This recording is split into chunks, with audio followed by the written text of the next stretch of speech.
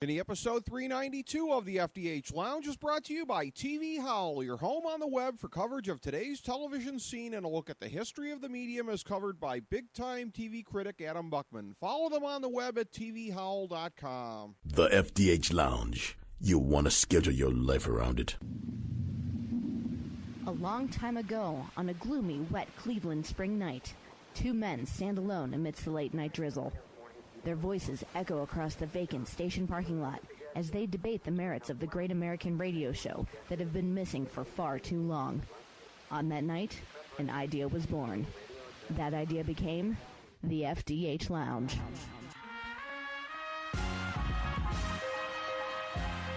Welcome to the FDH Lounge. Okay, everybody, welcome back to the FDH Lounge. Your FDH Lounge dignitaries Rick Morris and Kyle Ross breaking down the AFC South for you, taking a look back at 2013, where that sets us going into 2014, the baseline of expectations. I guess we start with the defending divisional champions, the Indianapolis Colts, 11-5 last year, defying expectations from the Pythagorean crowd that they would take that step backwards. And the one thing I think from talking to you off air is that we both agree that they can't go on the run that we know they're going to go on without having that year where it happens, and I think it's going to be 2014. A hiccup in what is going to be a great long run for them. Count me in the camp that thought there was no way they were going to match the 11-win total of Andrew Luck's rookie year in 2013. Guess what they did? I had him at 7-9 before the year. Now, I think you had him pretty close to that too, maybe 8-8 or something like that. But we both didn't think they would be a playoff team. No, we didn't. Now, in our defense, we did say the only thing that would prevent that kind of regression was one Andrew Luck. And largely, it was him that prevented that regression because with Baltimore, I said, there's nothing I like about this team. We talked about the AFC North. With the Colts, the only thing I like is Andrew Luck. Defense isn't very good. Trent Richardson trade, at least, almost not a year in, but almost a full season in, appears it did not work in their favor. It certainly does not appear to be worth a first-round draft choice, which they parted ways from. So you can't improve the team in the first round. They don't have a first-round draft pick, the Colts. Reggie Wayne will get help. Well, obviously, you'll hopefully get a full season him, but he's kind of old now. Yeah. So, you have to wonder, his career's peaked. So the Colts, I'm not going to say 7-9 again for next year because I got burned with that last year. But I can see him certainly dropping 9-7, 8-8. I'm saying 8-8. Yeah, I think they will because again, and it's funny because at 11-5 last year, we said if they were going to be 11-5, they were going to have to be a better team than they were the year before, and based purely on the quality of wins. They were kind of a schizophrenic team, but based on the quality of wins, they beat Seattle, they beat San Francisco. Yes, they really looked sharp. They beat Denver. Yes. They beat the best. Those are the three best teams. Yeah, and they looked god-awful against other teams. They had that bad early home loss against Miami. Got crushed by St. Louis. Yeah. Got crushed by Arizona.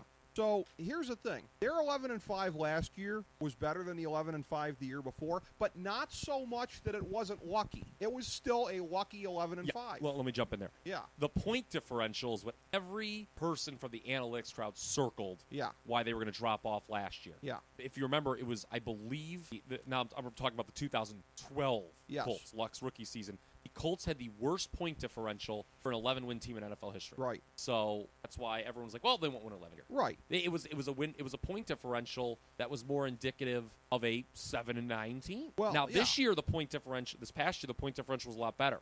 But they still had a very fortunate record in close games. And you know what their lucky stat was this past year? What? Giveaway takeaway. They were plus 13. Yeah. So Luck, I think, is something in 16-2 in one-score games. That is so unsustainable. Right. To do. That is so unsustainable. People, remember Brady won his first 10 playoff games? Right. Oh, this is the most clutch human being that's ever lived in the history of sports. Right. Well, how's he done since then? He's roughly been 500 in the playoffs, maybe even a little below. Right. So, and as great as Luck uppercase has been for Indianapolis, it's Luck lowercase that has ultimately powered them the last 2 years because, again, a second year in a row. Not as lucky lowercase, but still lucky in that sense. It's got to be a year where they basically take a knee, kind of regroup, whatever, and then go on what I think will be a great run long-term in this division. They're going to be the dominant team in the division this decade, mostly because of Andrew Luck, but it takes a pause in 2014, it says right here. If my math is correct, and it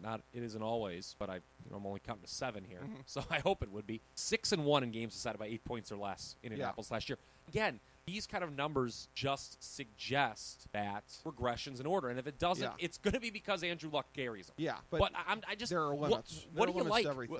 Is there anything you like about the Colts other than Andrew Luck? Yeah, Robert Mathis. Yeah, to be sure. Okay. But yeah. But again, even he can't carry that defense completely. I will say, just aesthetically, having been there for the Big Ten championship game, even if I didn't like the outcome, a great stadium, great sight lines, great everything. Yeah. Everything that you heard about that place is true. What a wonderful place. Yeah, Cammie was there in the offs. See, I don't know when she was. I'll bet she was impressed. Yeah, she was. No, she raved about it. She got to go on the field and everything like that. My dad's been talking about it since December solidly. But also, another thing here, too, and this is something that came up with another one of our FDH Lounge dignitaries I was talking to off air, my good friend Bob Bennick. The notion of that there's still people out there debating about not the right thing morally in terms of letting Peyton Manning go, but is it the smart thing when you look at Denver's success? What, are you kidding me? They're set up for the next 12 to 15 years with Andrew Luck. Whatever. If Denver won 3 Super Bowls in a row, it would still be the right move. The fact that anybody is still debating this, people are morons if they are still debating about whether it was the smart move to go after Andrew Luck and let Peyton Manning go. They got set up just like the San Antonio Spurs when they ended up with Duncan to replace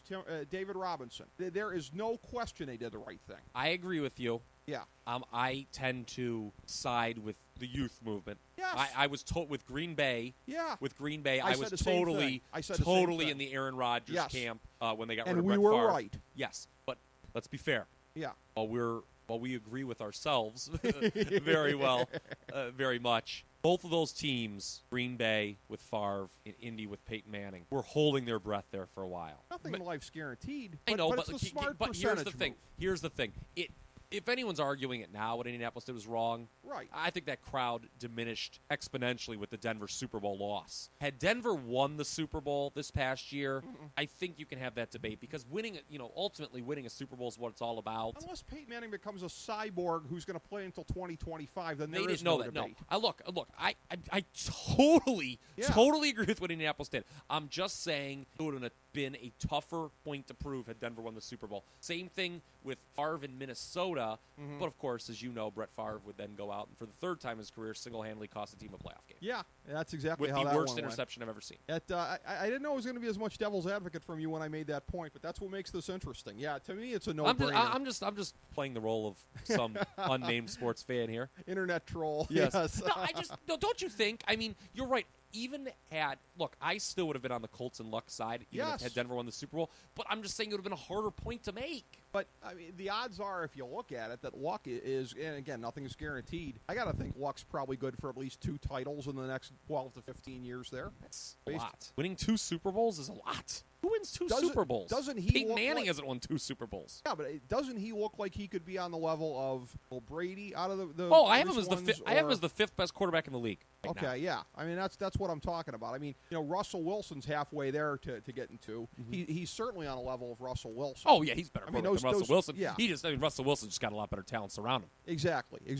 But so if neither one of us has Indianapolis winning the division, chances are we are returning to the preseason favorite who fell off the wagon in disastrous fashion. Isn't this is so dangerous? The Houston Texans, who I picked to go to the Super Bowl. I will also say, in my defense as a prognosticator, one of the few people anywhere who picked Denver under 20 in the Super Bowl for the first time all year. That was impressive. I thought about that. And I also picked, granted, I picked, before the Olympic hockey tournament, I picked the USA for bronze. I was a game off on that. Boy, was I off. Thank you, Finland. But I picked Canada and Sweden, gold and silver. When a lot of people were picking Russia for the gold, I said they wouldn't medal. So in my defense on Houston, this year, I've been smoking, Kyle. How did you do in curling? How do I keep defending yourself? I said Canada. And there you go. Yeah. I had Sweden and Russia in the gold medal game. I had Sweden winning, but that was before. Okay. But that was before the injuries. By the way, I love Sweden's jerseys. You always know it's them playing. They Yeah. haven't changed it in a while. That's true.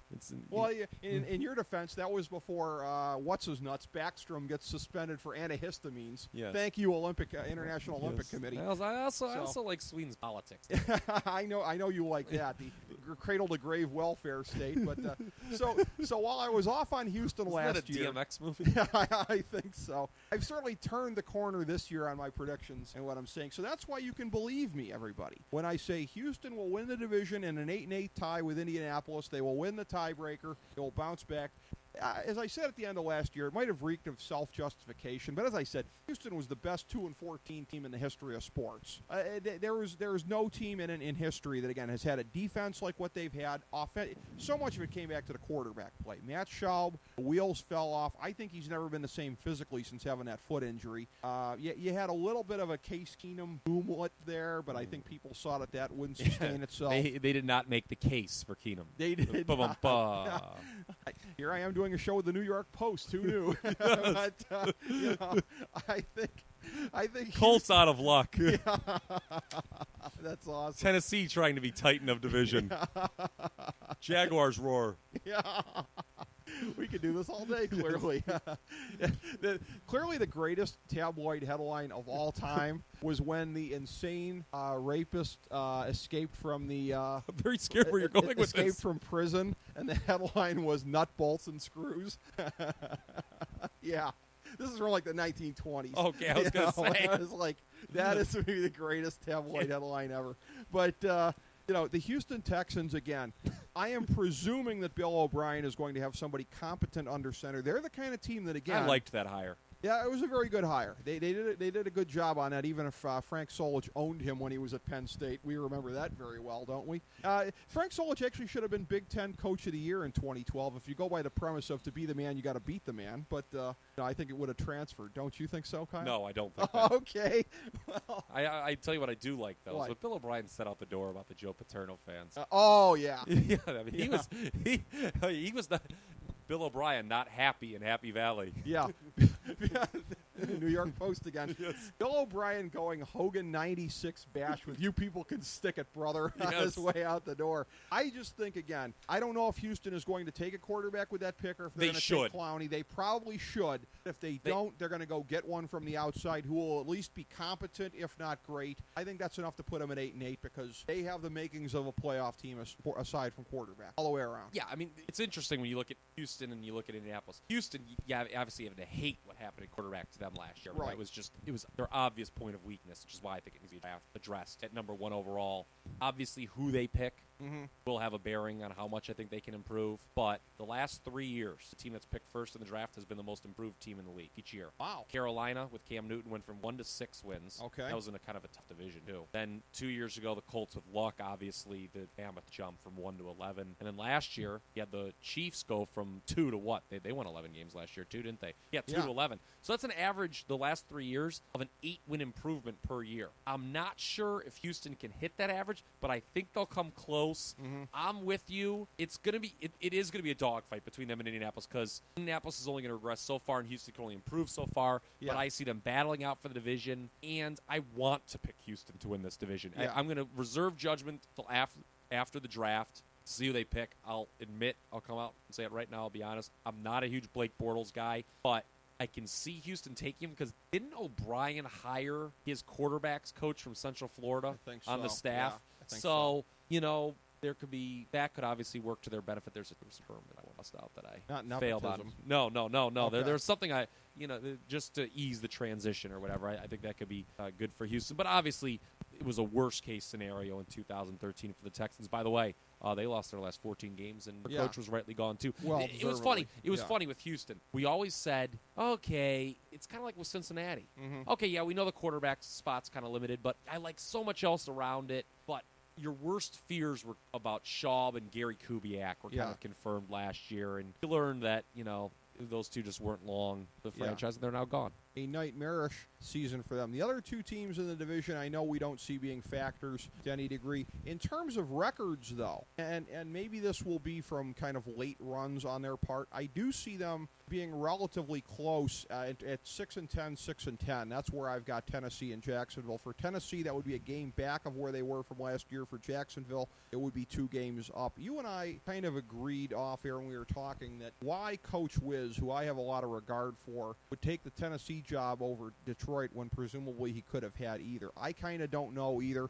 Tennessee's a team that I would be picking for more of a regression than 7-9 if it weren't him. I think his year is going to look, I think, worse than it deserves to. Because I think if you put a league average coach in that spot, and I think he's above league average, you could be looking at 5 wins maybe instead of 6, maybe 4. I know that defense is better than we thought. Same as with the Jets. And isn't it kind of sneaky funny? And it's kind of the same thing a lot of times in the NHL also. Of the teams that surprise you, it's because they've developed a young defense that kind of like went under your radar. Yes. Tennessee and the Jets did that last year, both of them. Well, and 2 years ago, Tennessee's defense gave up the most points in the league. So no one saw it coming.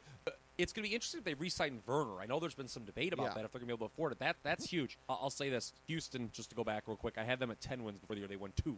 There was no team I was more off. I think I had them at like 12 or 13. Yeah, okay, so I was even worse. But I think that's the case with a lot of people. Houston was the team they missed on the most. These two teams, kind of continuing the trend that this was the one division in the AFC where I was just way off. Tennessee before the year, I actually only said 4 wins. That's about where I had I thought it was going to be a lame duck season for Mike Munchak. You know, we talked about with coaches that maybe didn't deserve to be fired. I thought Mike Munchak got a rawer deal than your boy Chudzinski because he got stuck with a backup quarterback, your boy Ryan Fitzhipster, and he exceeded expectations. And and that defense got better. As you know, I always differentiate when looking at that. He got what he deserved morally after the way he did Heimerdinger a couple of years ago. Yeah, I know you don't like Mike Munchak. In terms of on field, you're probably right. He probably deserved to keep his job on field for what happened. But part of it is, too, and we're talking about this with a number of teams, Dolphins, Browns, Titans, organizational flux. Yes. Bud Adams does not work here anymore. So now you're looking at a situation where those who have inherited the team are dealing with it. It's kind of maybe a lame duck situation. Talks that they might end up selling it.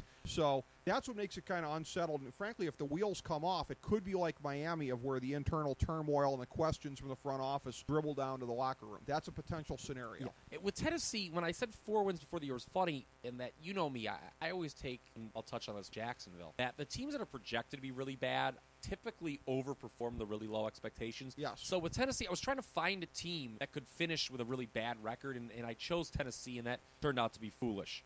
Wisenhunt, I'm with you. I thought it was very curious that he chose this job over what looks to be a much better situation in Detroit. Tennessee, of all the teams in the AFC, is the one that I feel I have the least read on. Okay. I just don't know where the hell they're going to finish. Okay. I'll be back to you there. I guess in terms of place in the division, I would say 3rd, still in front of Jacksonville. Yes. Team that I said would win 6 games last year. Ironically, their actual win total 4 was closer than any other team in this division for me. Yet they started 0-9, and it looked really bad at one point. 4 is about where I had them. But Gus Bradley, we talked about this off air, Yeah. did one hell of a job to get this team just to 4-12. Yeah. And it's interesting with the Jaguars compared to the Texans and the Browns, the other teams picking high in the draft that are presumed to be interested in quarterbacks. I think the Jaguars might be better off, for lack of a better term, punting on the QB situation in the first round. If Jadeveon Clowney is around, I would take him if I was them. This is a team that has a lot of holes to fill. Take a quarterback in the second round, because Jacksonville's likely to pick pretty high again next year, and they might have a shot at one of the big 3. So if obviously all these teams have one guy they prefer, you think of the top 3, Manziel, Bortles, and Bridgewater. If their guy's gone and Clowney's available, I think you may want to pick Clowney. But Jacksonville's a team that no way can I see them winning more than 6 games next year. Oh, I can't see that either. And again, I'm putting them for 6 wins almost solely because of my respect for Gus Bradley and the corner that they turned. You talked about that 0-9 start. 0-9 doesn't come close to it, which might sound like a mouthful to say, how can you say that an 0-9 record? They were historically bad. Remember the point spread against Denver? Yeah, the 27. 4 touchdowns. They were getting 4 touchdowns. Yeah. By the way, nice winner for me, taking points. You were right about that. You had the guts to do that. But the thing is, with Jacksonville, they were one of the worst teams in league history through those first 9 games. They rebounded to win 4 games by the end of the season. That's his coaching. That's the fact that they didn't give up on him. They kept going, and ultimately, he is going to be a guy who gets a lot more out of his team than he should, because if we give him 6 wins this year, so much of that's going to be on coaching, like you said, as opposed to talent on the field. With both Jacksonville and Houston, a reason to think that Houston's a lock to improve its win total, but one of the reasons why, and a reason why I think Jacksonville can as well. Both teams only were 1-7 at home last year. You don't see that often. Yeah. Though that was tied for, they were the only teams to fail to win at least 2 at home. And another reason you got to like Jacksonville maybe to improve on their wins, Blaine Gabbert will probably not start a game. Yes. Blaine Gabbert is awful. Yeah. And sort of exhibit A why teams are sometimes afraid to reach on a quarterback in the first round. Well, they're also going to need to do better than Chad Henne is a bitch for the other spots. You know what, though? Chad Henne was a lot better than Blaine. I mean, I'm not saying Chad Henne is awesome. By comparison. But, they were a lot better with him than Blaine Gabbert. I mean, obviously, ideally, you'd rather have either Chad Henne or Blaine Gabbert starting for your football team. Honestly, here's what I do. If I don't take a quarterback in the first round, I call up DC and I say, well, Kirk Cousins, we take a 2 for him. I would do that. Maybe, although I'm not a huge Kirk Cousins guy. I think somebody is going to do that. I'm not sold on him, but he could possibly be a top guy. I can't rule it out. I kind of think the only people that thought he was better than RG3 were racists. Well, I don't think anybody thinks that he's better than RG3. Well, racists do. Maybe they just don't like RG3. I just don't know that the opinion of the folks at stormfront.org or whatever the hell it is are people that we're much concerned with anyways. I don't go trolling through their forums for my NFL tips.